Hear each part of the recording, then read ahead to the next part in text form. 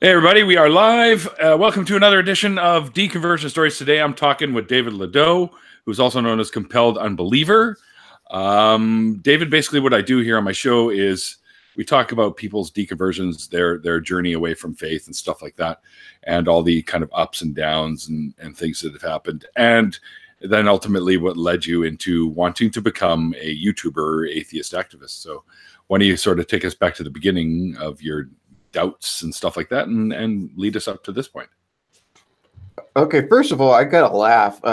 My grandfather was French Canadian, and his name was Longdew. He was from Saskatchewan. Is that the Saskatchewan? Yeah. So he came to America and Americanized our name supposedly to and you actually pronounced it correct, but it's American, so it's Ledoux. Ledoux. Oh, see, I read the EAU as Ledoux. So right, well, and that's correct. Obviously, you know that, but I just think that's funny. So, I was an atheist for probably a decade, at least. Well, maybe 15 years. Wow. It was when I met my wife. I'm recently divorced, and we were married 20 years. And first of all, that was a little bit embarrassing because there were these two preachers that married us, and I'm pretty sure they were lesbians. And I didn't care. I just thought it was hilarious that I was getting married by lesbian preachers, and I felt really guilty because I was like, there's very few times in my life that I've just out and out lied to somebody. But they're like, "Do you believe in God?" Yeah, sure. Just let me marry this woman. Okay. Whatever makes you happy. You know, and then I just thought it was funny because I'm pretty sure they were lesbians, and I didn't care at the time. I just didn't. Sure. I just thought it was just one of the funniest things to ever happen. It does seem kind of odd to be married by lesbians in a church. Right. and not really being a believer either. Exactly. And like I said, I was like, I just thought to myself, you know what, it's not going to hurt them. I just want to marry this woman and get it over with. And I was grateful that they were there. As far as my deconversion, I had been an atheist. I went through a long period of time. I guess go back to about the time I was Matt Powell's age. And by the way, congratulations, Matt Powell. I don't know if you've heard, he's getting married. No. Proposed here just recently. And he's getting married. And it's funny because I just sent a tweet out like an hour ago saying, where the heck is Matt Powell? Because he was bugging me about doing an interview, conversation, what have you. Yeah. And then 2 weeks ago, he disappears. And I did not hear a thing. So I started like, poking at him or like, what happened to Matt Waldo, Anyways. Where's Matt Waldo? Yeah. Matt Paldo or whatever, but now I know. So congratulations to him. So it's kind of headed down that path. I was about 17, 19 in that area to become a preacher. And Wow. I was involved with a bunch of different congregations. I was mainly a fundamentalist, extremist, young earth creationist Methodist. That's quite the title. Wacko is what I usually add on the end of that. But I realized when I went in the military at 17, and I had a lot of friends in other congregations. Well, there was one major problem I had, and that was in some churches, women were to shut up and keep their mouths shut and ask their husband afterwards. And in other churches, they were leadership. Now, it's not allowed, if I remember correctly. Well, it is in some congregations now, and it was starting to happen back then. This is the early 90s. And what bothered me was if there is a God that wants it one way, it cannot be women keep your damn mouth shut, and I want you to be my leadership. I want you to be my pastors. Yeah, it doesn't It make cannot be both ways. So I realized I was looking at religious dogma, and I didn't care what any preacher had to say. I didn't care what any church had to say. I wanted to know what God wanted me to do. I used to joke to myself, I wanted to know what church Jesus went to. And actually, it was fear that kept me from going into seminary, because I had heard once, and I don't know if it's true because I've never heard it again, but that the greatest sin among Jews is to actually cause another to sin. That's new to me, and I was raised Jewish, but right, and that may have been complete BS. But the thought was, I didn't want to teach something that was wrong. I had to know which church Jesus went to, and I couldn't take any man's word for it. I knew that, because everybody was going to tell me whatever their religious dogma was. I also knew if I went to seminary, I was going to learn the seminary's dogma, or that particular religion's dogma. And I didn't care about that either, because I wanted to know what God wanted me to know.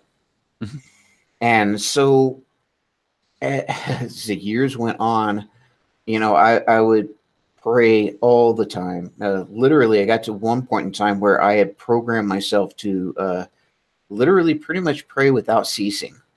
What does that mean?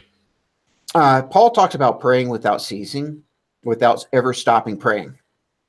And I kind of figured out a way to do that. When most people say amen at the end of a prayer, they stop praying. That attitude of prayer stops. So I just never said amen. I never necessarily, if I said thank you in Jesus' name, I still continued to pray or whatever. And if I was distracted by walking the dog or crossing the street, I would cross the street and kind of resume praying. But it was the same prayer. I never had an official stop to it. And so I kind of literally developed this attitude of prayer. And the reason I'm mentioning this is for any Christians or whatever, they say, well, you didn't pray enough, or you didn't pray hard enough, or you weren't serious enough, or whatever. No, I was serious. I was really serious. Yeah. I read the Bible because that's the outlet I had, but I really couldn't take any particular religion's word for it, because I knew, like on the or you could throw in lesbian or homosexuals. Some churches allowed and loved homosexuals, and some were so much to hell, and basically kick them out of the congregation. Once again, that is kind of a black and white issue. Either God loves everyone or he does not. Right. And so I wanted to know. I didn't care what anybody had to say about that. I really didn't care. I wanted to know what God wanted me to know. And I just felt that I could not preach unless I was teaching what God wanted me to teach. Because I felt it would be very, very wrong of me to go to some seminary and teach, something that was wrong or not in accordance with God's word, or in accordance with actually what God thought. Right. And so after several years, I literally got frustrated. One day I looked to the sky. I said, God, I've done everything I can do.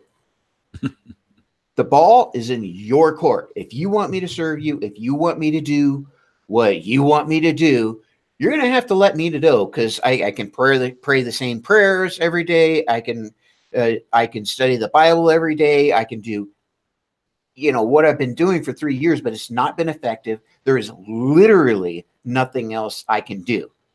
And it wasn't a point of giving up. It was a point of acknowledging to myself that literally, if God wanted me to serve him, then he had to let me know how.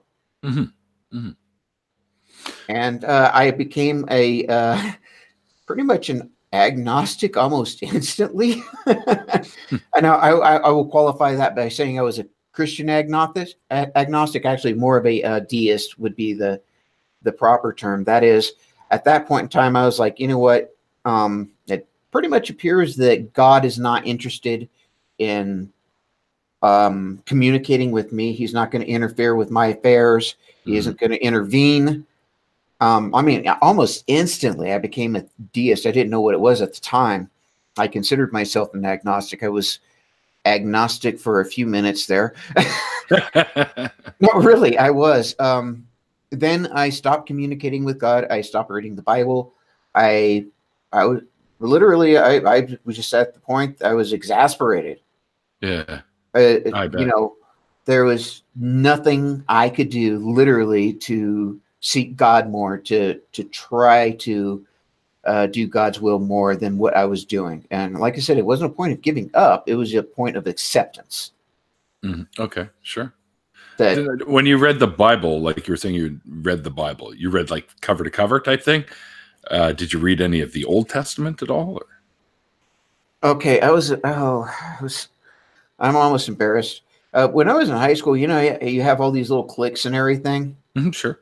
Okay, my clique, I had my own clique, which was really strange clique because I went to all these different churches and all these different youth groups and so forth. So I knew kids from all over the place, and they were all from different classes and stuff. I'd sit down in the lunchroom and I'd have a jock come over here and a dope smoker from over there come over, and all this weird mix of kids that would just hang out with me. And what people didn't understand looking in was it was, quote, the Christian group. Oh, okay. Right. And I was the kid that took the Bible with me to school because I actually read it like during lunch and stuff. Wow. It wasn't I put it in my book bag and stuff. I didn't show it off or anything. I didn't figure, you know, who cares about that? But I actually would literally put it in my book bag and pull it out at lunch and, you know, go off to the park and read it and stuff. I was extremely interested in that. And I think I probably read the Bible cover to cover. I don't know how many times. I will say less than 50. Less than 50 times. That's still pretty impressive, man. I work night shift.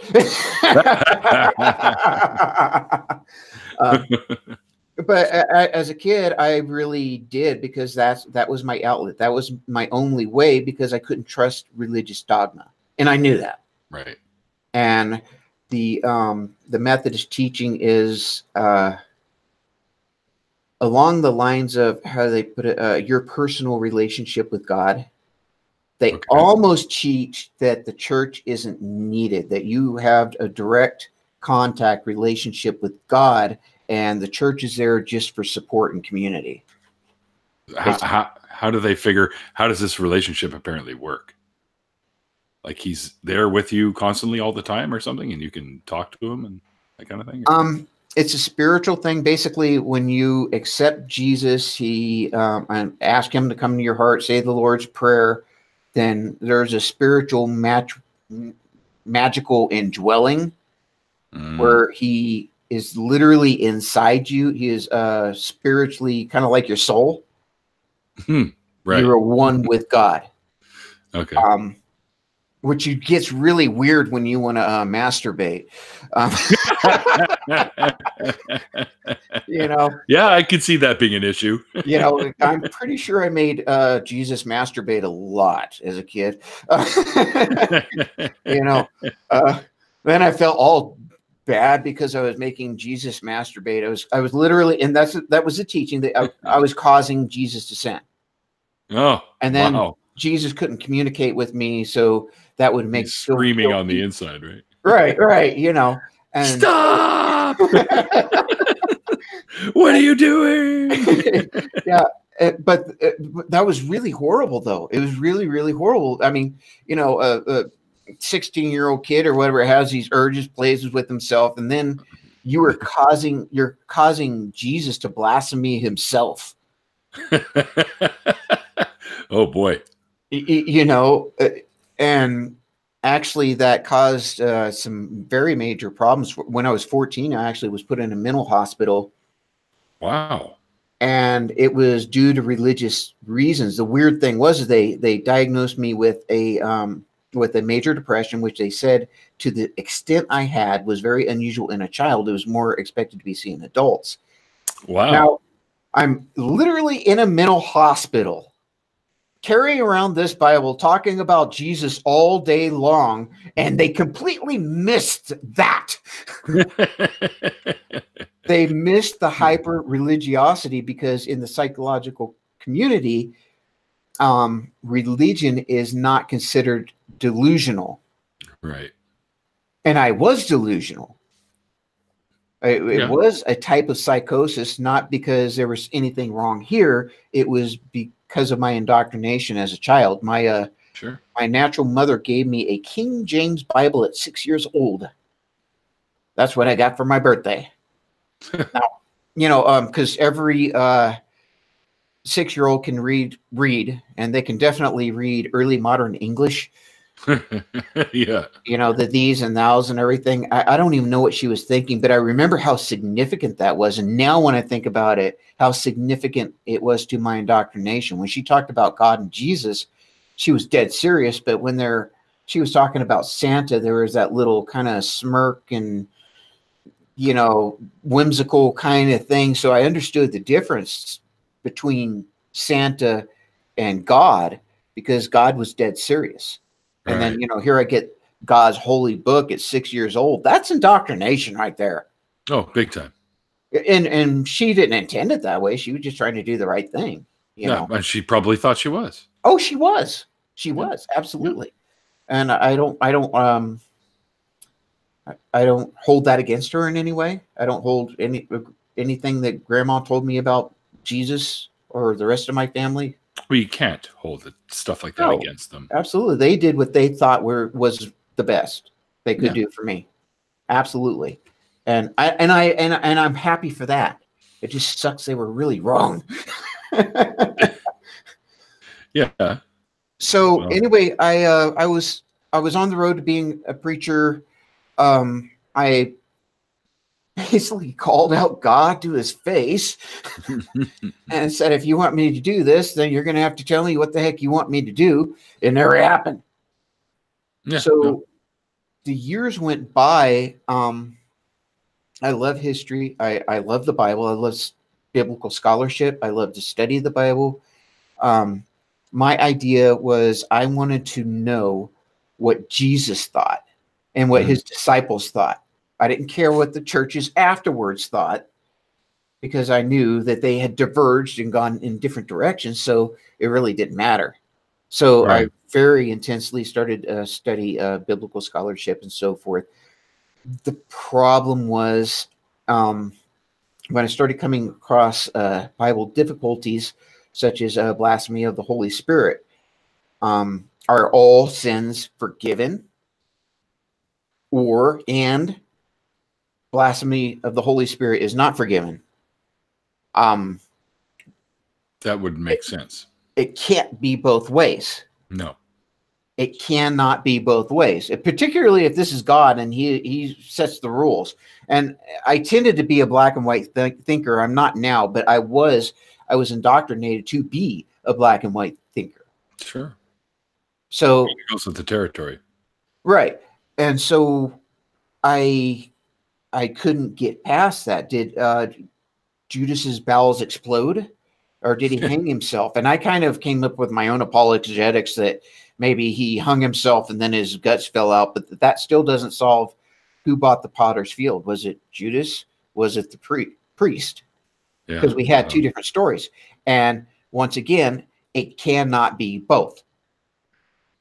Nope. And so I just started discovering these difficulties, and eventually, against my fundamentalist upbringing, because it was the literal word of God. It was God's words interpreted through man, but it was God's words. And it was literal. The Bible was literal. Adam and Eve, the flood, everything was literal. And the Methodists, they had this weird thing about because they would tell you that there is some, what's the term, allegory in the Bible. Mm-hmm. Modern day excuse. Well, they would say there is allegory. And so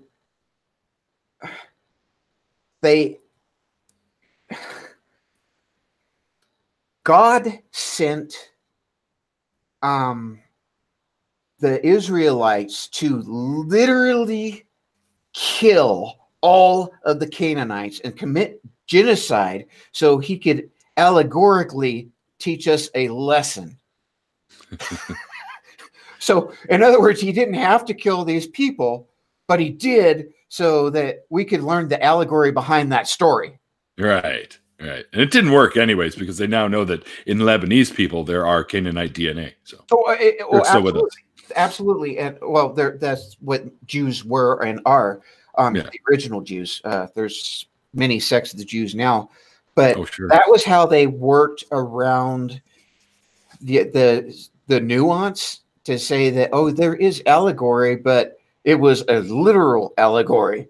And I was just thinking, wow. Whatever that means. Well, it was so God would literally send people out to kill people so that we would learn an allegorical lesson from that story. Could think of better ways, but okay. Yeah, exactly. And that bothered me too. Yeah, no doubt. What? I don't know. Do you literally shoot your kid to allegorically teach the other kids to eat all their peas on the plate? Well, that and why didn't he do that with Abraham when he was going to go kill his, or was it when he asked him to kill his son or something, or was that somebody else?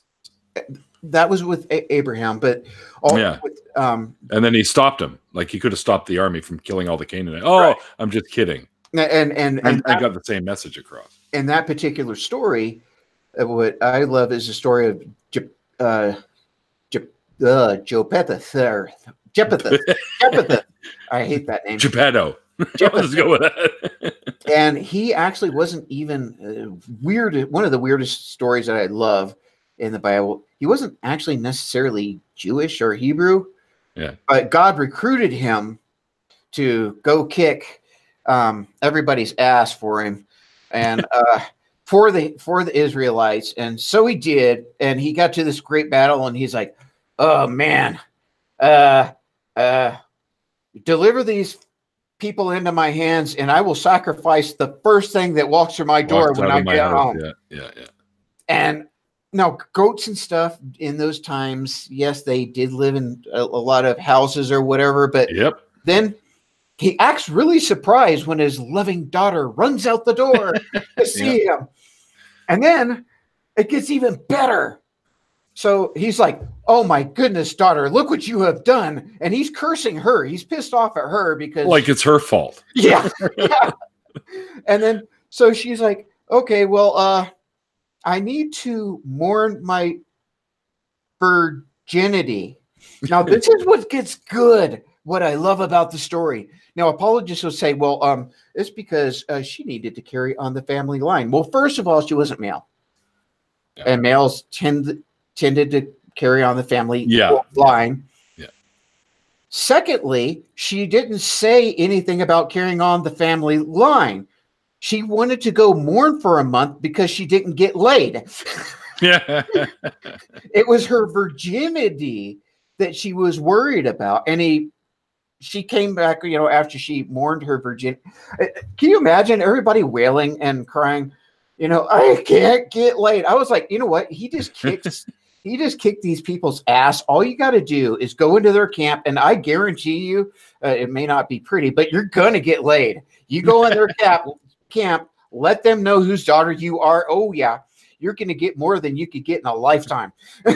Now, I'm being jovial here. I'm making fun of the story, but it literally did not say anything about continuing the family line. And as soon as after that month period, I think it was a month. I know I'm probably wrong here. Maybe it was 3 months. Anyway, she came back, and it doesn't go into great detail, but basically he sacrificed her, which meant he probably slit her throat on an altar.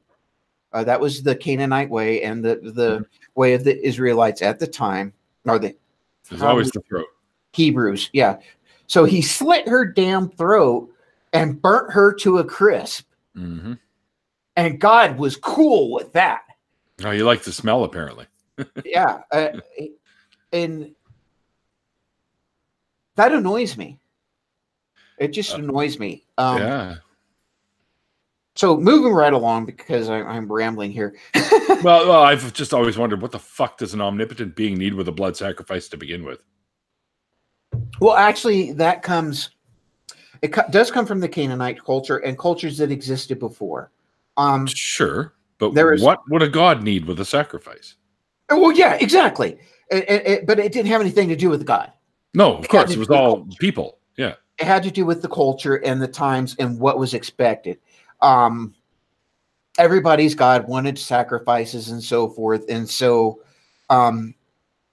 El, and we've heard like El Shaddai and so forth. Mm-hmm. El is the Canaanite god. It's the original. And that's why we say Elohim. Elohim, yes. Yeah. And there were lots of other gods, and people don't realize this. There were tons of other gods. And at the very beginning of the Bible in Genesis is what I like to point out the most. The early Hebrews were polytheist. When the Bible starts out in Genesis with "Let us make man in our image." Now, apologists say, "Well, that's God and Jesus right there, right there." Yeah, no, that's Jesus. No. That's Jesus. No, it said Jesus. Okay, that's what it says. It said Jesus. Okay, you just reread it. It said Jesus. It says us mean Jesus. Do you understand? Without the G. Get it straight. It said Jesus. Okay. So, well, what they reinterpret the words that weren't there, and there is no intent.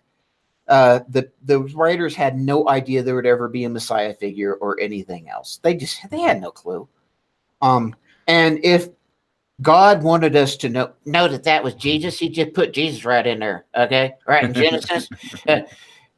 El and Jesus said, let's make some people in our image. Okay.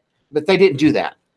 Sorry, I'm slipping into atheist redneck today, and I have no idea why. That's all right.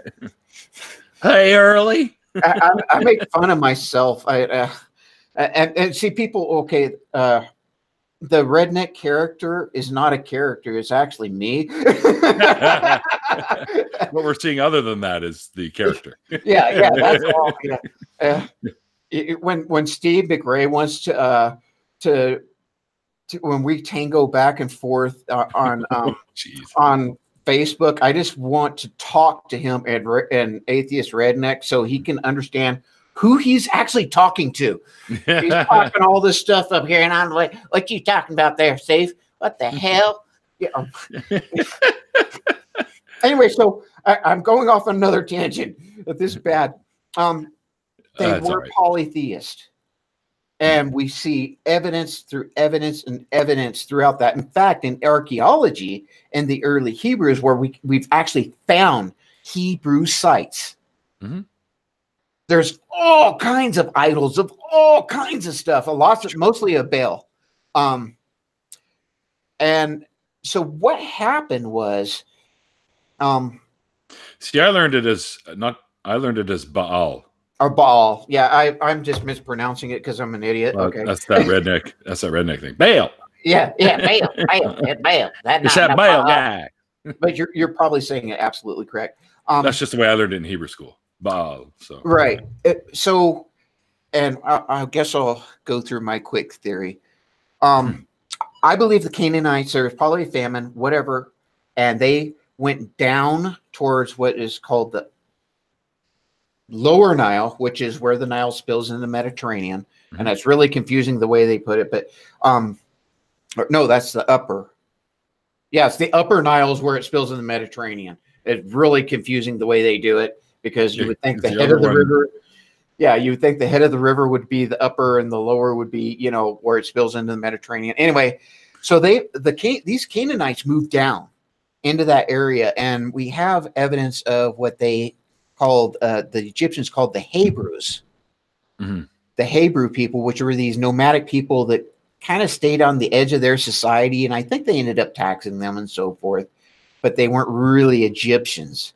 So after many generations, they became to be a pain in the ass to the Egyptians, and they had developed all this land and everything. The Egyptians were growing. They were growing.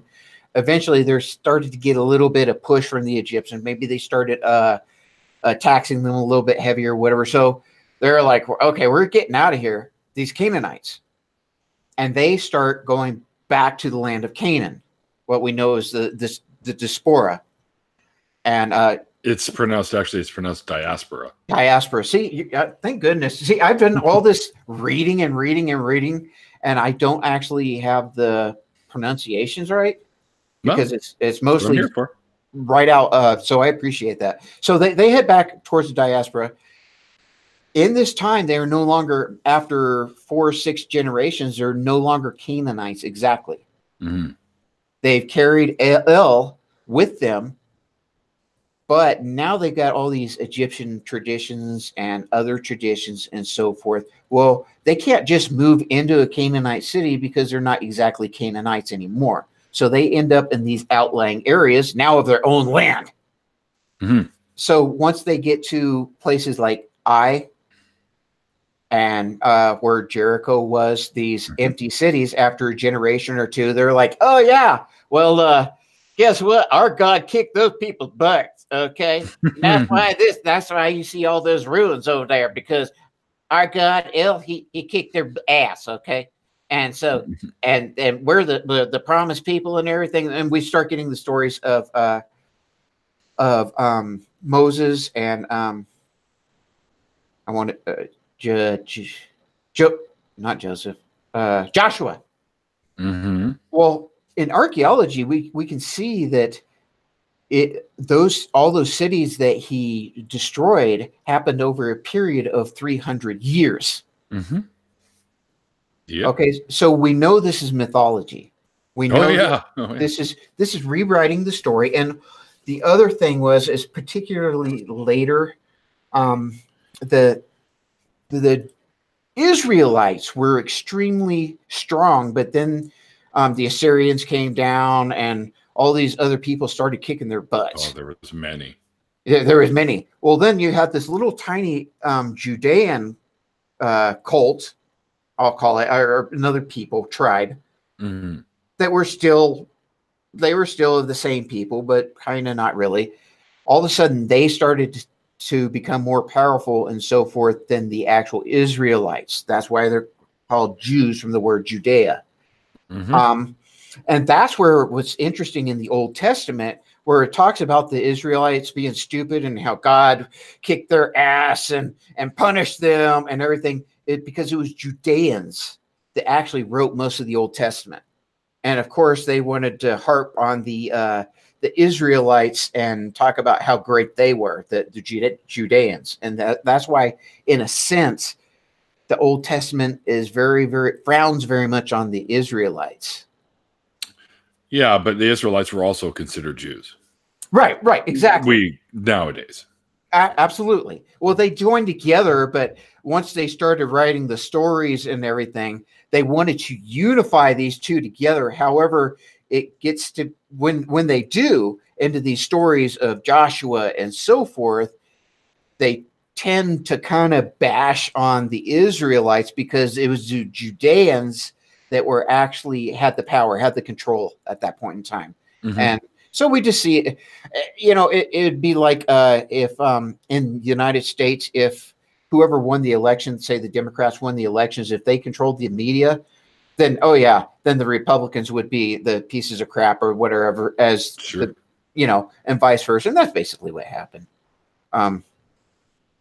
So we've really gone off on a tangent. What my point is, a little bit of history, or biblical history, anyways. Yeah, what my point is, you can tell from what I've been talking about in my background that I studied this stuff. I cared. Mm-hmm.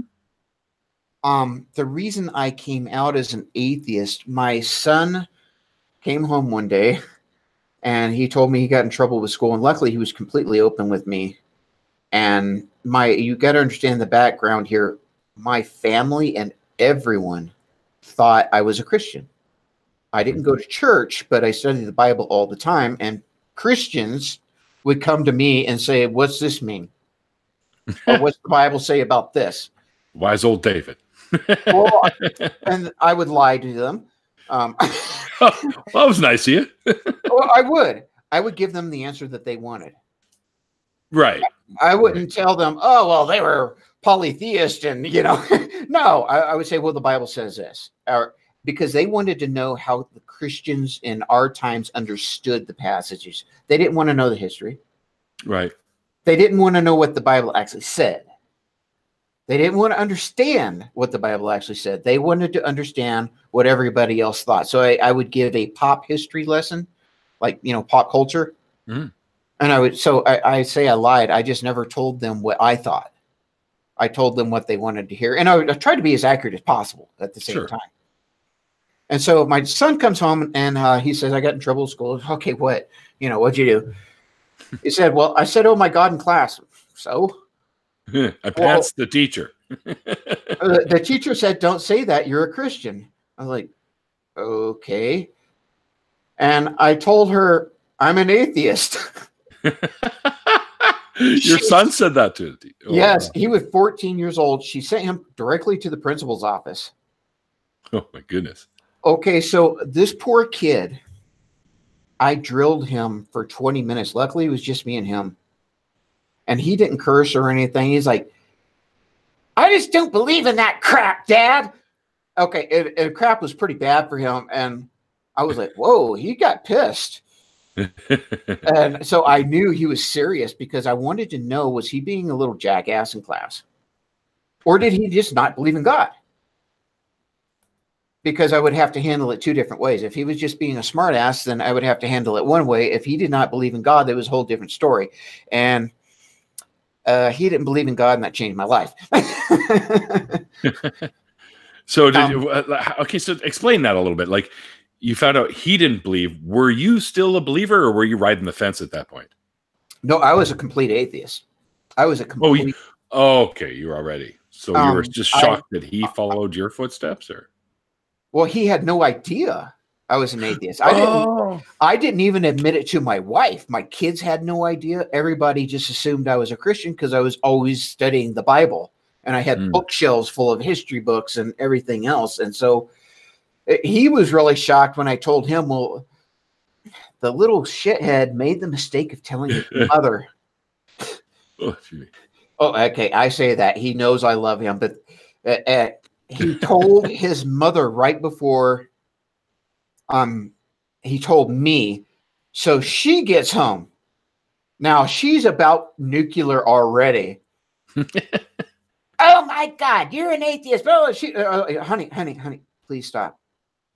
Yeah, you didn't know, and I've been one for so long, so what's so different? So this was the only argument I ever won with that woman in 20 years.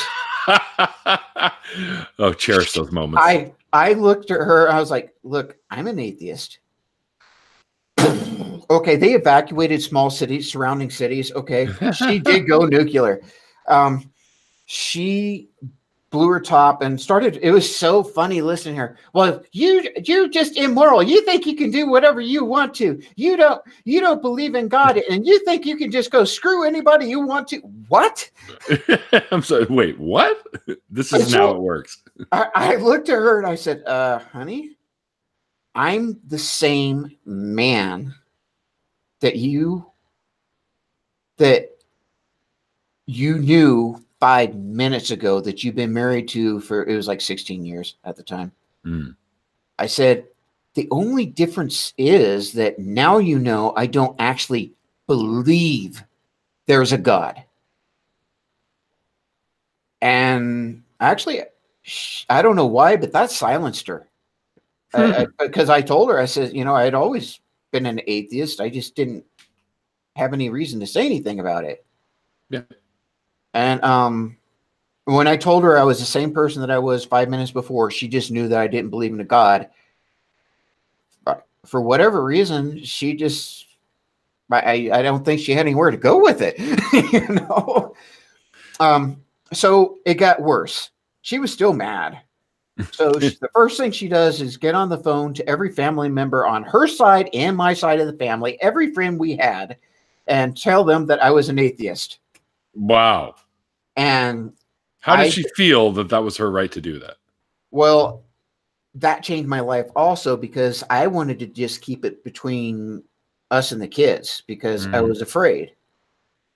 And once she did that, I didn't have any reason to hide anymore. Everybody knew. I lost a couple of friends. Yeah, see, that's the part of this sort of thing that really bothers me. People are that they were about shit like that. They were religious zealots. Oh wow! A very, very, very, very close friend of ours stopped talking to us. She's a Mennonite, and I'll be tackling the Mennonite sect that I deal with. I'll be tackling them in some future videos.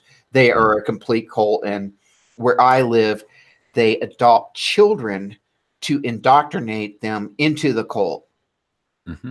And that's specific purpose of what they're doing. And they adopt kids from the prisons and so forth and indoctrinate them very young, but that's a whole different issue.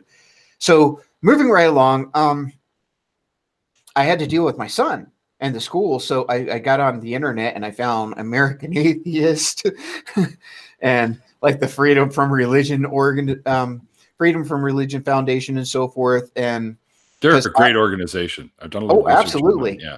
And because I was afraid I was going to have to get into a legal battle with this school. I called the principal and wrote them a letter. And in the meantime, I was essentially trying to get legal counsel from whoever would help. They shut up really quick. And at the time, all I had seen was blurbs of David Silberman as presented from Fox News or whatever. And so actually, I didn't know anything about the atheist community. I didn't know anything. I didn't know that there were actually real atheists out there. I just thought they were all haters and God haters and religion haters. I really did. I mean, I knew I was an atheist, but I didn't want to be associated with those guys. You know, those guys. Yeah. Look for those guys. Yeah. Because that's what I had always been indoctrinated and taught, that it was. So eventually all that settled down. The school apologized, and that teacher, I sent her kind of a nasty letter. I mean, I wasn't rude to her, but I said, this child has had no exposure to Christianity, and you are now the only exposure to Christianity that he's had. You publicly shamed him, embarrassed him, and tried to make him feel bad and use the power of government or your authority as a teacher, the authority of the school, the government, to force him to believe what you believe. And now that's his only experience with Christianity. Yeah. So if you wanted to help this kid, you got a long, hard road to go now, because now he's probably not going to want to go to a church ever again or deal with any Christianity from this experience. Good. And she was so nice to him, he told me after that. She was really nice to him. Wow. And I told the principal that I was going to sick every atheist hate group after him if he didn't.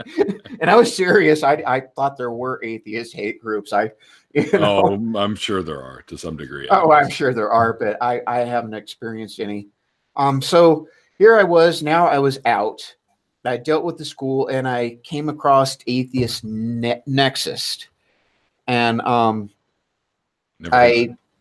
Atheist Nexus is a community. It's a closed community, and you have to be an atheist to be involved with them. And I started talking to these people on Atheist Nexus. That's where my moniker Compelled Unbeliever came from. Okay. I was afraid to use my name. And that's also where the symbol that I use, because I was afraid to show my face. And so I was this anonymous person on this website. Eventually, after a couple of years, I just started coming out more and more, getting involved in other websites. And I talk about it on my intro video on YouTube, on my channel. I got more and more and more and more involved. And a lot of it was guilt. And I will fully admit, you have people that their child gets killed by a drunken driver. and all of a sudden they become an advocate for, against drunk driving, or a cancer. Their child dies of cancer or whatever, and they become an advocate to help find cures for cancer. I feel that to some degree because I've lost 3 family members to drunk drivers. So. Right. And well, mine was atheism. I felt guilty that my son was ridiculed publicly in school because of that, just for not believing in a God. And I felt guilty. I live in a community that's very religious, very religious. And I was like, wait a minute, you know what? If I had been open before that had ever happened, if I had been open about that, maybe that wouldn't have happened to him. And how many other kids are that going to happen to? And what about just adults on the street being ridiculed for just not believing? Yeah, I was just going to say, you might have ended up going through it too. Right. Anybody could have. And it was guilt that kind of drove me to get really involved on these different websites and so forth. But I also noticed that I was preaching to the choir. I was learning a lot, but I was really preaching to the choir. And a friend of mine on Atheist Nexus recommended a bionic dance video. And so, I went to YouTube and I started binging them. And as I was binging her videos, all of a sudden, all these other, like Apologia would pop up. All these other channels. And I realized that there were actually lots of atheists out there. Yeah. And they weren't haters. They were just like me. They were people that love people that still love their Christian friends. Mm-hmm. They just hated what religion was doing to them. I hated the fact that I was put into in a mental hospital because I was hyper religious at 14. And, sure. I mean, it works both ways, right? They teach in Christianity, don't hate the sinner, hate the sin. Mm-hmm. And it's like, so it's the same. It's just the reverse. And I guess I ought to hate the belief, right? I ought to touch on that a little bit. The reason Christianity put me in the mental hospital, and I didn't quite get into that, all these people were, well, Jesus told me that this, that, or the other, and well, God told me this, and oh, Jesus spoke to me, and he just told me that I needed to quit smoking, and I quit smoking, and I was like, okay, this is great. Why isn't God saying anything to me? Why don't they still Nicorette Jesuses then? Yeah. Well, and I had all these people just talking about how Jesus was working in their lives and doing this and that and speaking to them and telling them this and that. And I realized that there were some people that were kind of full of shit, even as a kid. And so I couldn't take what they told me is real. It also had to do with my natural mother was schizophrenic. And right now, I guess is a good time to bring up the hypnagogic hallucinations that I have. Oh. I have a type of narcolepsy that when I start to go to sleep, I dream. I skip. There's like 5 stages of sleep. I skip a bunch of them and start my REM sleep before I am unconscious. Do you experience a lot of sleep paralysis because of that? Yeah, I don't know. I don't think so because I'm still awake. Yeah, but that's kind of, sleep paralysis is sort of in that vein. Where you're dreaming but awake. Right, and I guess it manifests in different ways in different people. I haven't experienced what I consider to be that the way I've heard it described. Right. Okay, but I will start dreaming. And I can hear a conversation in the room. And if someone says, hey, Dave, ask me a question. Interestingly, somehow, if I try to speak, it pops me out of the dream. And so I'm back in full reality. And yeah. Actually, the other night, this is really bad. I just got a divorce, and this really bothered me because I had a dream about my ex-wife, and I knew it. The problem was I knew I was awake, and it was a bad dream. And because I'm awake, if it's something that's concordant with reality, if it's something that could have actually happened, whatever I knew when I woke up, whatever I dreamed about that woman, about my wife, my ex-wife, that's going to be filed away in my live actual memory. Sure. So whatever she said or did in that dream to me is real and will always be real for the rest of my life until there's someone that can tell me that that didn't happen. And well, you can tell you that that didn't, because you know that it was a dream. That you're just no. Remembering is real. Really? No. Okay. Well, no. It didn't happen, David. Don't worry. You just told me you dreamt it. So. Well, see, the thing is it's filed in a memory when I'm in that stage. Yeah, it's filed as an actual conscious memory, as something I really did. I just don't know what happened in that dream because I can't remember it. So now, if I remember it a week from now or today, or if it pops in my head right now, I will think it actually happened. Now, if we were both riding elephants in the middle of the dream, then I can say, okay, that was a real dream. Be cool. All right. But I've ridden camels, but not elephants. At least I'll be able to separate that from reality. See what I'm saying? Yeah. Yeah. In Hunger Games, they played the game, what they call it, Real or Not Real, where the kid kind of gets brainwashed. The kid gets brainwashed. He's talking to his friend and he's like, well, I remember this. And was it real? And she's like, no, that's not real. And then he would go on and say, was that real? Yeah, that's real. Because he didn't know the difference because he was brainwashed. Well, that's what happens to me every time I go to sleep. It's crazy, man. How do you ever, like, when you're talking to people, do you ever pull up memories that didn't happen? Absolutely. I'm kind of a hermit now. I would have, I'm living alone.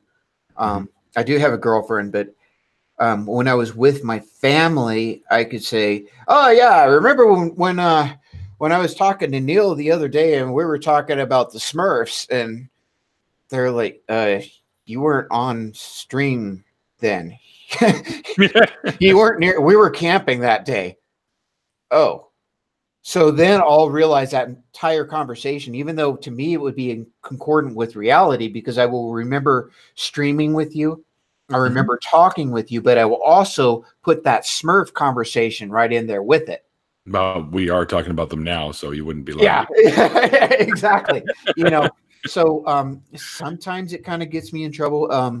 A lot of times if I would take a nap in the afternoon and I would think, okay, I got to go feed the animals. We've got a farm. I got to go feed the animals, and I'd fall asleep. Well, then I kind of play that through my mind of what I needed to do as I was falling asleep. Well, then I would start dreaming about feeding the animals. I would wake up. Well, I got used to it, and it's been with me all my life. I'd wake up and remember feeding the animals, but I knew I had to go to the back window and look out the back window. Or stop and think about it really hard. I fed the pigs, I fed the goats, I fed the giraffe, I fed the horses. We don't got giraffes. Yeah, wait a minute. Yeah. Noah's fucking Ark here all of a sudden. Yeah, I need to, I need to go do chores. The problem is if I didn't remember any of that, I would still know that I had to look out the window and see if the horses were eating or the cows, whatever, to make sure that I had actually done it. And when it's concordant with reality, like I said, a conversation or other things, maybe I thought I fixed a car. I thought I changed the oil or something because I dreamt it. And I didn't. And so I did have to check with my family. Your car hates you. Yeah. So that's, I made one short video. Nobody watched it, but that's okay. About why I don't believe Paul and why I don't believe Muhammad. They both flatly claim to have hallucinations. Yeah. To have visits from Jesus.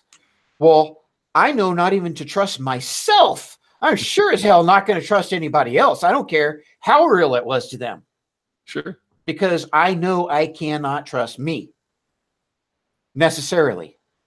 So if I was still a very religious person, I guarantee you 100% I would have had multiple visits from Jesus. For sure. And it would be real. Because I would have been awake and actually experienced it. Right. And if I thought Jesus was going to come see me, I wouldn't know if I was hallucinating or not, because I would expect Jesus to come visit me. Sure. So I would believe that that was concordant with reality. And so in the beginning of my videos, I say it just got real.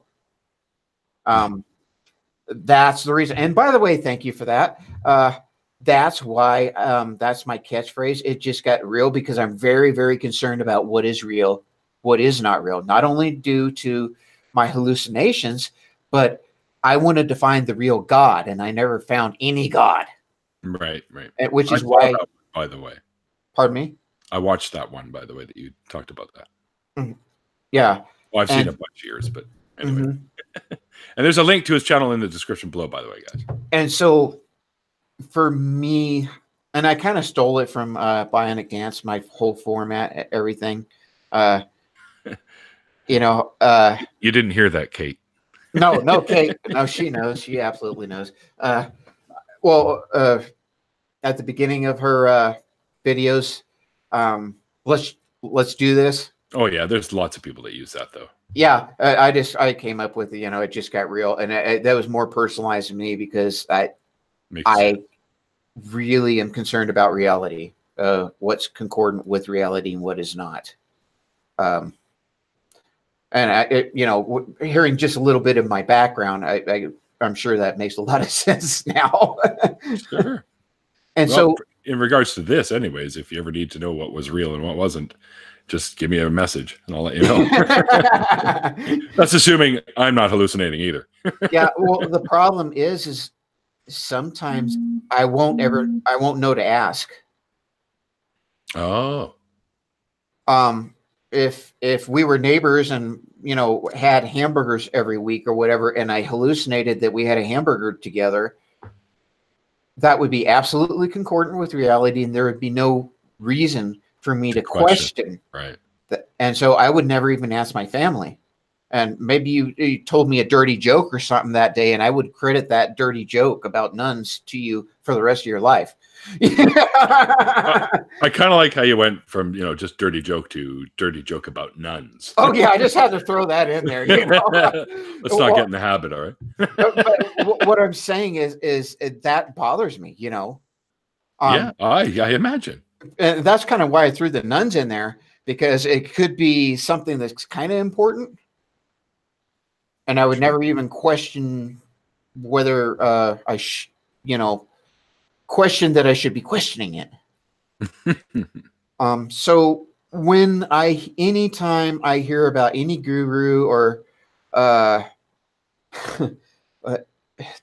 so close to picking on this fella. Does anybody know No Jesus, No Peace? No. There's a channel, No Jesus, No Peace. Oh my goodness, this guy is so out there talking about dreams that he's had and hallucinations and stuff like that, where Jesus came to him, and he truly believes it. And I'm really getting close to taking him to task. I know I'm not going to help him. The reason I want to take him to task is so that I can talk about my history with hallucinations and how I cannot trust myself, and I am sure not going to trust anyone else's dreams or anyone else's personal experiences, because I know mine aren't right. Yeah, well, you can't say they're not all right, but no, exactly. Most of them, and okay, so I don't want to overplay this either. 99.9% of the time, it's not a problem. I know I'm having a dream.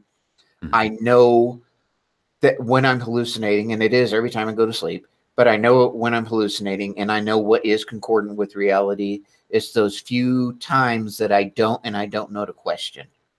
Okay.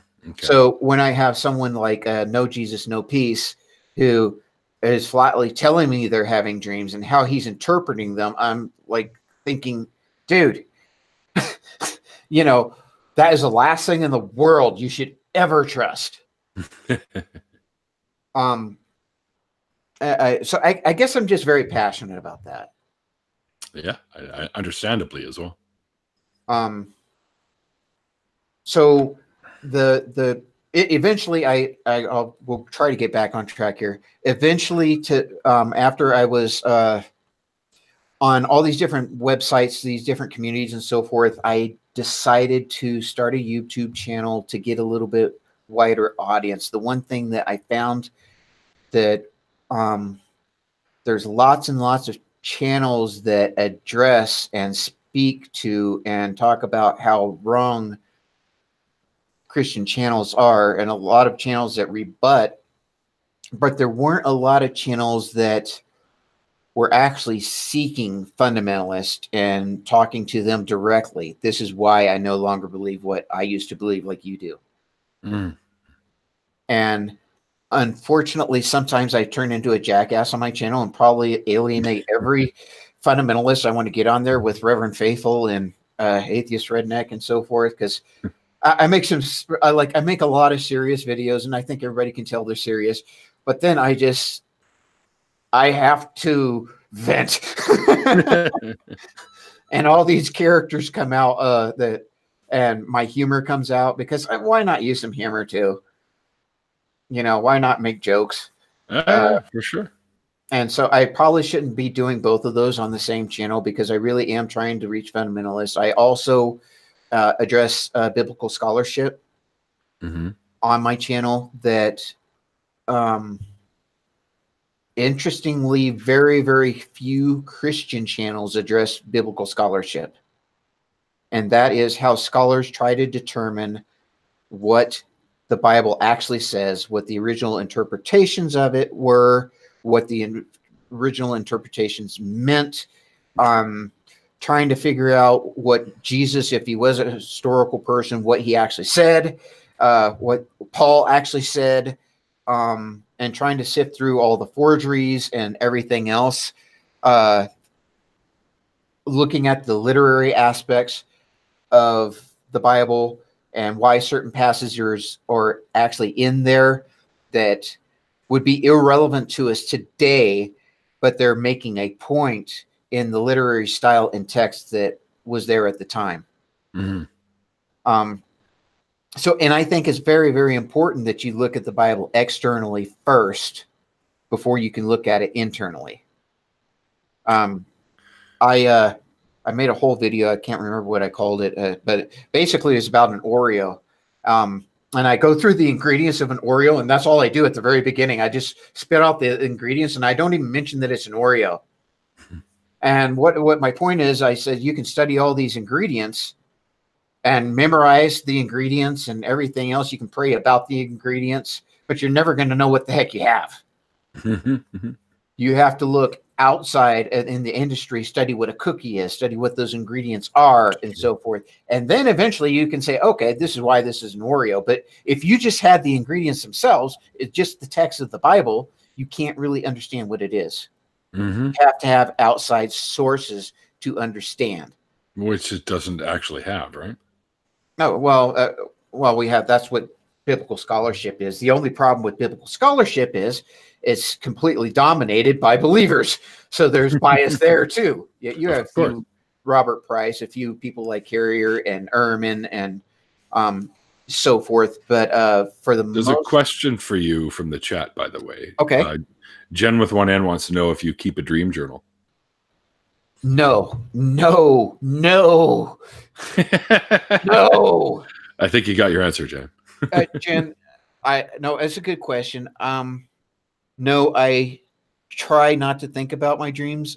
Like I said, the other day I woke up upset because I knew I had a memory of my ex-wife that was unpleasant, that I will probably go to my grave with, that whatever she did, however she pissed me off or whatever, didn't actually happen. And she's my ex-wife. I love her. I don't want to be around her, but I also don't want to have false thinkings or thoughts about her.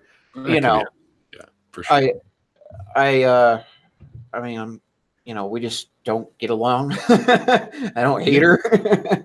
And I don't want to have false memories, particularly unpleasant false memories. And so when I do wake up, I sometimes have to stop and think about what happened in my day, because those memories are fresh, just like whatever you ate for breakfast this morning, Neil, or did you have coffee? Oh yeah.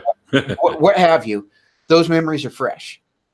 Well, it's the same thing when I wake up from a dream. So now I have to go through those memories and say, okay, what did I actually do today? And kind of sort out what was real and what wasn't real. Mm-hmm. And sometimes I don't have to. Most times I don't have to worry about that. But like that one dream that I had about my wife is still bothering me. It's 3 days later. I'll probably never know. I'll never know. But it's not going to affect my life either. No. It's not, at least when I am fully conscious, I know that I'm fully conscious. It's just some of my memories that I question. And most times, most of everything that happens is real, obviously. Mm-hmm. And it's only a few times that I have false memories every day, but the false memories that affect my life, because there's always, quote, the elephant in the room. Yeah, that's true. Because it's a dream. Mm-hmm. But I think I really need to go more and more into that in my videos, because like I said, I'm so biased now. I am so biased. As soon as someone talks about dreams or visions, I just tune them out. And you would think that somebody that happens to every day, it's just made me very biased against that mentality. Because I know I can't trust myself. Right. And like I said, so I'm sure as heck not going to, and I just tune these people. I don't want to talk to them. I'm like, you're an idiot. You're stupid, and I need to get past that and have more empathy. I mean, I should have empathy for myself, I guess. I don't know. It's kind of stupid. Well, yeah, I would agree. I mean, these people could be going through something similar to you, so you should be empathizing that. And I know they are. I know they are. Yeah, I truly know they are. But I think because I have dealt with it in my own life and I understand it, and maybe they haven't. Right. My tolerance is just really low. Yes, I empathize. I just have zero tolerance for. When I was in Magic Land, shut up. I was riding a unicorn. Really, shut up, dude. Just shut up. You were not riding a unicorn. It couldn't happen. No. But I need to get into that more on my channel. And I am empathetic. Don't get me wrong. I am truly empathetic. I want to help those people. My tolerance is zero. Which is kind of hard to do if you have zero tolerance. I don't want to hear their bullshit, because I know it is. At the same time, I know exactly what they're going through, and I'm like, oh, but because they don't understand that it's bullshit, they don't want to listen to me either. Sure. And I know that's coming too. And so for me to have a conversation with them is maybe more difficult than it would be for someone else, because I've dealt with that all my life, and I know it's crap, and I want them to get past. I think maybe I'm just so eager for them to get past it, that I don't want to hear the bull crap. Yeah. I'm just impatient with them, I guess. Well, so yeah, well, you've had to deal with it your own for so long, so yeah, probably influences that. Oh, I know it does. Like I said, I'm completely biased against them. I've had a lot of very, very severely handicapped people in my life. Mm-hmm. My aunt she had polio, and she could not use her arms. And when and my son's handicapped, but my aunt taught me when I was really young, she never said she couldn't do anything. Mm-hmm. She'd tell us kids, well, get that cup up above. And we would, just like any other adult or whatever. But she never, ever said, or acted like she couldn't do anything. So when I was 11 or 12, if you asked me what handicap was, I would tell you, it's people who do things differently, because she would cook and clean and do everything with their feet. And so sometimes when I meet some handicapped people that want to be served and want you to do everything for them, I have zero tolerance for them. I am horrible. And people look at me and like, well, that person's handicapped. I'm like, bullshit. Yeah. They could do it differently. They could figure something out, even if it is asking me to help. Yeah, and most of them do, to be honest. Yeah, and most people are that way. Most people understand, and they deal with life well, and they learn how to do things differently. And then there's that 2% that I cannot stand. My son, he's gonna be legless probably in the next decade or so, maybe 20 years. But what is this?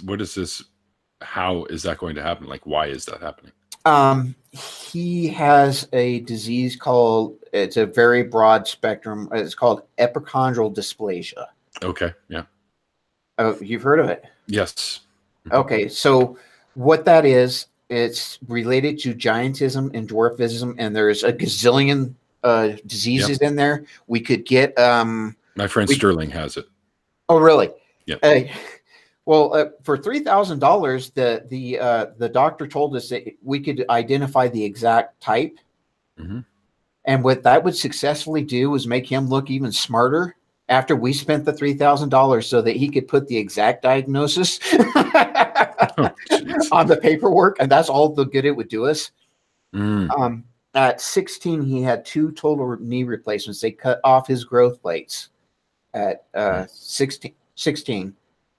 And so he has titanium knees. And the reason I say he's going to be a cripple or an amputee is if he blows out his knee or something happens, he gets hit, he doesn't have a leg anymore. They could possibly replace it if everything goes well once in his life, probably with today's technology. Sure. We also have, let's see if I can show you, Ehlers-Danlos, which is a connective tissue disorder. Yeah, but it looks cool. Oh, yeah, it looks really cool. I can't do that. Throughout our whole body, and that also affects him. So we have our issues, but the thing is like I said, coming back to why I'm so biased, because I dealt with these things, and I don't see anyone as handicapped. I just, not as most people do. They like to call it handy capable. Well, yeah, those cute terms. You know what? We just do shit different. Yeah. We just do things different, and so adapt. Yeah, and so once again, going back to when people are telling me about their hallucinations or whatever, when they cannot adapt to their hallucinations and they cannot work with and understand their hallucinations, and they're trying to tell me that it's real, that's where my tolerance just goes out the window. Yeah, and understandably so, if you ask me. So let's see. Like the professor from Florida who had prolific dreams about Jesus and Mary, thought they had messages for her. Yeah, like I said, I do not listen to anyone that tells me they have dreams or visions at all. I don't. I do not. Because I know I can't trust myself, so I can't trust them for sure. But I will tell you this. Those dreams and those visions or whatever may have actually happened to them in their brain. It may not be concordant with reality, but it did literally happen. Every memory I have are actual, real memories.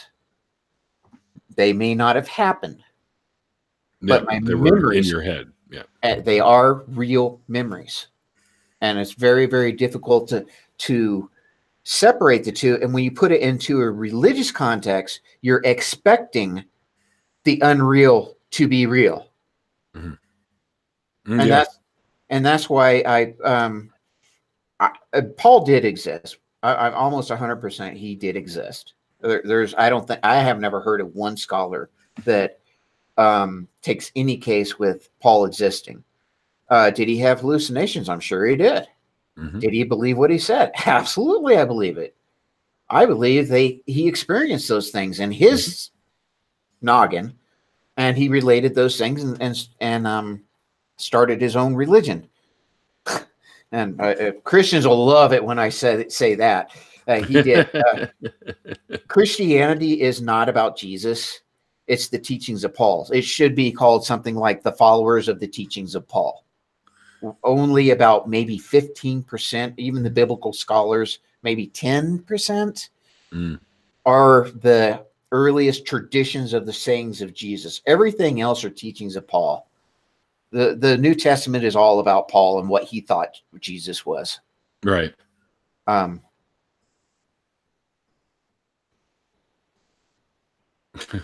Yeah. Arrogant hallucinations there. He may have. I don't know. It's very possible. He may have. Muhammad. I don't know if he used hallucinogenics. I think he was probably a schizophrenic of some sort. It's possible because they wouldn't have known what that was really back then. They wouldn't have known the symptoms or what to look for. Right, and that would have been, particularly in that culture, that would have been the natural way to interpret those visions. Maybe, yeah. Well, how else would you do it? If you have the idea ahead of time, then you're automatically going to go to it, right? And you don't have the psychological community or whatever to say, yeah, people hallucinate. Mm-hmm. No, some people communicate with gods and some don't. Mm-hmm. Yeah, exactly. So insects are cool. Yeah, I've heard of Christians not saying mass hallucinations don't happen. I don't think that's true. Okay, it's out of my context. I certainly believe that mass hallucinations happen. I don't know how. I don't know the mechanism. I don't understand it. I do know. It's a domino effect of convincing. Yes, we know that for sure. And we also know that people's recollections, I've due to my hallucinations and so forth, I've studied a bit about memories, but people tend to think that our memory is on videotape. Right. So to speak. Yeah. Our videotape is not, our mind does not remember in that way. As I looked at your face, I look at this big, thick mustache or whatever, and then, and as I look away, I remember, there's some kind of bandana or whatever, but in a week from now, I may not remember your beard, or I may fill it in my mind more from maybe another photograph, or maybe I haven't shaved in a couple of days, so maybe that's why. I'll remember you had long hair, but it will be black to me. The reason is we put in this mosaic. We put in this mosaic of memories. Sure, we do. Of what people should look like, and what Neil should look like to me. Right. And that's my memory of what you look like. It isn't actually what I actually saw. That's not how our memory works. It's not. No. So even when we have a conversation, if it is very difficult to come up with the exact words, because in a conversation, we're also building a mosaic of what was said from our memory, unless we actually memorize something word for word, and that takes a lot of practice. Sure does, yeah. So that's why expert testimony is the worst thing in the world in a court of law. Or not expert testimony, excuse me, eyewitness testimony. Yeah, they don't really allow a lot. Yeah, because everybody knows it's full of crap. We cannot remember what we remember. There's actually a very good part of the book. I'm not sure if you're familiar or if you've read it, but Carl Sagan's Demon Haunted World, he has a whole chapter on that, which talks about memory and the way it works and how people can influence your memories. You can add your own minutia to it and all kinds of stuff, right? So, oh, absolutely. Yeah. There's a great chapter on that, actually. So I think that's what I think probably with most mass hallucinations, like you said, I think there are suggestions. If there's a light in the sky, look at the UFO. Okay, now everybody's got in mind it's a UFO. Exactly. And technically it is. It's an unidentified flying object. Exactly. But it's not saucer aliens. But the next day, a year later, a bunch of people remember seeing little green men or whatever, Yeah, new elements are added. And you can have 20, 30, 40 people that all begin to remember those things that were all there. Yep. And I remember that. They did an experiment on that. They had a bunch of people that they showed this quick little, I think it was like a 5-minute long video about driving over train tracks and stuff like that. And and when they got them together afterwards and told them to talk about the dream, and one of the guys put a suggestion. He said, "Oh yeah, you remember the stop sign?" And I was like, "Oh yeah, the stop sign," but there was no stop sign in the movie. But everyone remembered it, and they literally did remember it. That's the important thing. They weren't. They put the image in their head. Exactly. It became a part of the memory just by mere suggestion. When I was a correctional officer, they showed us this film. They were teaching us about observation. Did you ever get corrected? No. And these people are dribbling this basketball back and forth. And they're like, okay, this is an observation test. We want you to count how many times these things are dribbled. And so we're looking at it's about a 3-minute film. And so the instructor's like, well, how many did you see? And, we all give our various numbers. And no, they were all over the place. I don't because you're watching this ball on this little screen. And so finally the instructor said, well, what do you think about the gorilla? Oh, I've seen this. Yeah. And I remember I was like, what are you talking about? Shows it, and there's some person in a gorilla outfit just walking straight through the middle of this thing, just casual and everything. And I didn't see it. I would have swore there was nothing there, and I didn't remember it. After I saw it, I'm like, oh. The gorilla suit experiment. Yes, I have seen that actually, and he's not right in the foreground. He's behind them, but you can see him walk right across. And you don't see it because you're not looking for it. And well, it doesn't register because that wasn't the information you were told to look at. Exactly. And so I think that the gorilla experiment is probably the best way to explain my hallucinations and how they affect my life. Okay, that makes sense. Sure. There's a gorilla in the room, but there isn't. You don't really know. You can't trust everything. And like in that particular experiment, I was there. I witnessed it. I saw it. I know exactly what happened, but what happened wasn't exactly everything that was going on. Because there was a gorilla in the room. Purple. Yeah, that's right. Purple. It's about brain filters. The experiments. Yeah, that's what he's exactly. And brain filters. That's another great little topic to go on. When I'm dealing with apologists, I get it so often. I think because I deal with biblical scholarship. Oh, you can't understand the Bible. You can't understand that Bible because you one of them atheists. You don't got the Spirit of God. He's going to tell you everything. Okay. And my argument to that is, in the story of Adam and Eve, we've got Satan in there that gives Eve an apple, and then we get original sin, and because of the fall. Yeah. Because of the fall. Well, guess what? It was a snake. It wasn't an apple, and there is no such thing as original sin in that passage. But when a Christian reads that, when I read that, I read all of those things. I saw Satan, I saw an apple, I saw original sin, I saw all these things in that passage. Satan was the serpent. Yeah. In serpent form, right?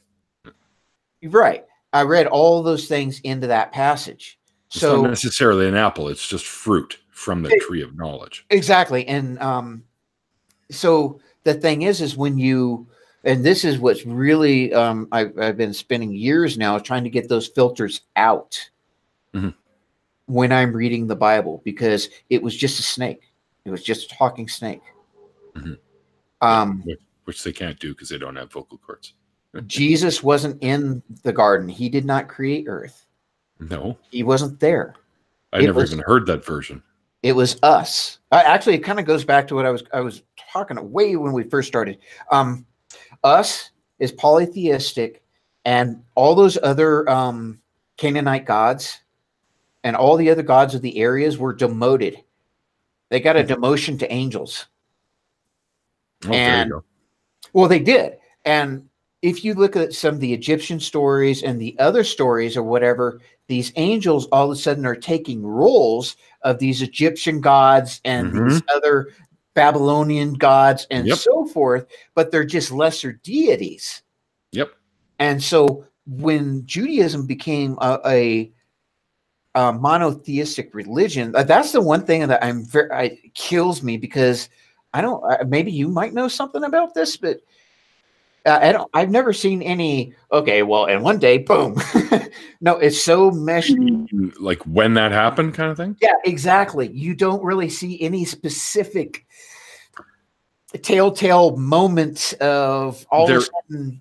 Isn't one, really. It's not like you're saying about the other gods that were around that became archangels or whatever, or ended up being, there wasn't really a time where it was all of a sudden it just, because Judaism, when they talk about it, they talk about before Judaism even happened. So like the creation story, which is well before Judaism came along. So they're recollecting before Judaism even came along about how everything started. And he was already the one true God, which came to be known a little later, right? When man came about. What do they call that? Rewriting history or whatever, because basically it's all bullshit anyways. Well, right, but what I'm saying is when a lot of those passages were written, they write about all those other gods and include them, but it was written after there was already the one God, the Yahweh. That's right.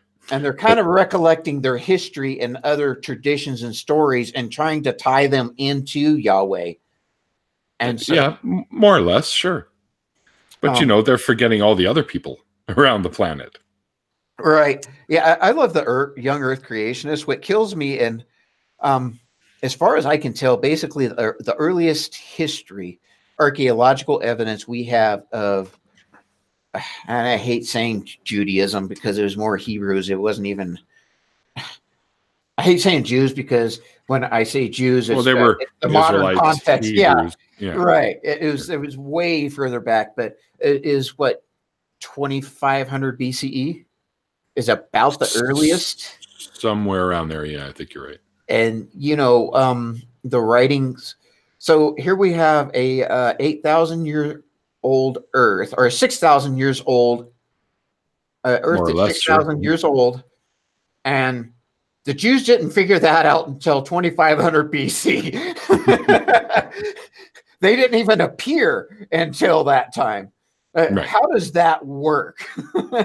Well, according to the old Jewish texts, it was the word of God coming through the guys that wrote all these stories, like Moses. But when I get to the young Earth creationist, Judaism is actually a new religion. Well, it's the oldest of the Abrahamic religions. It is. But what I'm saying, it's relatively new. It's, maybe 3,500 years old. Or no, 4,500 years old. Yeah, 5,000. No, what's the Jewish calendar year right now? 5/7 something. I can't remember. But that's historically speaking, that's relatively new. Sure. Well, it's still one of the oldest ones. It is. I think Hinduism rivals it. But when you're looking at an 8,000-year-old model for Earth. And it's based on a religion that's 5,000 years old. Well, sure. we're also talking about Moses, who wrote about his own death, but like before the fact, right? So, like, I don't and the Egyptians never noticed the flood. Yeah, because that is one very well documented civilization that lived through the entire flood and never noticed it. You know, there are many civilizations, but I think all over the globe, right. except for the Middle East. They just didn't notice. I think I would have noticed if I had been killed. I'm just saying. Yeah, no kidding. David, we're going to have to wrap this up because I only go an hour usually, but because we're having such a cool conversation here, I was willing to let it slide. And I've done that in the past before too. And I was kind of excited to talk to you today anyway. So it's kind of yeah, I appreciate it. But what I do have another question for you. So all of this being said and done, and you finally, now everybody knows that you're an atheist, and you've had some hardships because of that, like family members dropping you kind of thing. But what drove you to want to become more of an activist? Like I said, it kind of daddy syndrome.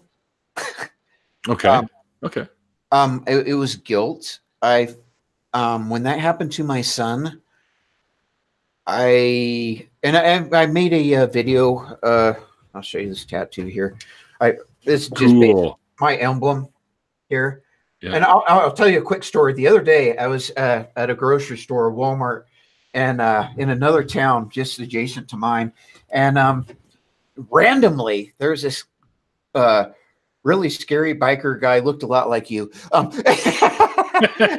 but I'm not scary. Well, if you don't know me, I might be. But he had on this this black leather jacket, and on one shoulder, so did I today. On this one shoulder, he had the red A in the circle. Yeah. And I looked and I was like, oh, cool. So I walked up, I kind of chased this guy down, excuse me, sir. And he turned around and like, yeah. And I just pulled up my sleeve and he's like, right on. And then we hit it off. We totally hit it off. That was the reason I got my tattoo, was so that anywhere, anytime, I could show it and people who knew would your know. ID. Yeah. It's a flag, just like gangs use flags, put on. It's the same thing. Absolutely the same thing. People get tattoos of crosses to show their Christianity. You got the Celtic Trinot involved there too, which is actually something that means something to me as well. And I'll tell you when you're finished. Okay. Well, let me tell you about the reason I got the Celtic knot. Okay. No one knows the origins of the Celtic knot. Scholars, historians don't know. They know it was Celtic, and they know guesses. That's about it. And they know it had some kind of meaning. They do know it had meaning. They don't know what it was. Sure. But they also know that Christians came in and said, hey, that's got 3 points and it's all over the place here. That's because Jesus knew we were coming here. That's a Trinity. That's what that is. Yeah. And so when I went on Atheist Nexus, when I was trying to figure out something to use to hide my face, I used the Celtic knot, and it was a simplified version of it. And I got to a little bit more complex version, added the A. So that's why it's my thing, because it was a big joke for me. I figured if the Christians stole it from the pagans, I'll steal it back. Screw you, and I'm putting an A in it, motherfuckers. In your face. I think every YouTuber has their own little jokes like that. Oh yeah. Anyway, tell me about it. For you, for me, it was I was adopted as a kid. And around the year 2000, I was reunited with my birth family, and my birth parents had both gotten married, and they had 2 girls. So for me, and I'd loved Celtic knots and all kinds of artwork and stuff like that, because I was sort of into that sort of shit at the time, like the paganism and stuff. And so it meant to me, when I still believed in them anyways, and I still wear it just because of the symbolism of it, but was the reuniting of the 3 siblings, the 3 souls. Oh, that's cool. So that's what it was for us. So my sisters got them tattooed on them. I had the necklace. because I couldn't get any tattoos anymore because I'd become a blood donor. So, Oh, right. So I couldn't do that when we decided to do that. But because uh-huh. I'd have to wait at least something like 6 to 8 months before I could donate again, and that's just too long. I can't do that. So, and they understand. So I still have the necklace that I wear from time to time. Cool. That's cool. Yeah. That's awesome.